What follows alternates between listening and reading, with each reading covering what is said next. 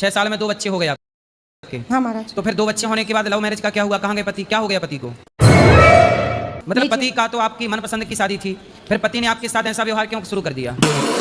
पता नहीं महाराज, मैं खुद नहीं समझ पा रही, क्योंकि उनके तरफ से ही जो भी था सब उनके तरफ से ही था। उनका किसी और स्त्री के साथ तो चक्कर नहीं है?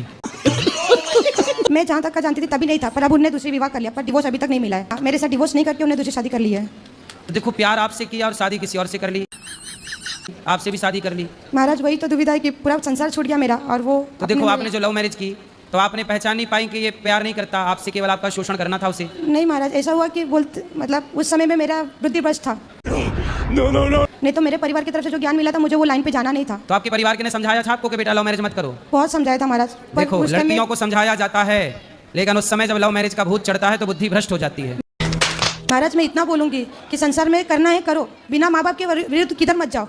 माँ बाप की मर्जी के बिना कहीं नहीं जाना चाहिए। नहीं महाराज, चाहे वो इंसान कितना भी अच्छा हो, माँ बाप जब तक ना साथ दे, हाथ ना छोड़ो माँ बाप का, पूरी दुनिया छूट जाती है महाराज। उसके बाद ना है कीजिए, माँ बाप को परमिशन लीजिए, उनको बताइए। अगर उस टाइम में मना करते हैं, भले ही आपको 2 साल 3 साल दुख होगा, पर पूरा जिंदगी आपकी सवरेगी। तो आपने लव मैरिज जब की थी तो अपने माँ बाप को नहीं बताया था? मैंने पता चला था घर पे, पर मैं उनको, जो माँ बाप को रुलाता है महाराज वो खुद रोता है, वो दशा मेरा आज है। तब नहीं समझा, आज पछता रही हूँ, जबकि माँ बाप साथ में नहीं है, मेरे परिवार साथ नहीं है। अब आपके माँ बाप आपका साथ नहीं देते? महाराज मेरी हिम्मत नहीं है उनके आगे जाने की, इतना गलती करने के बाद हिम्मत नहीं है।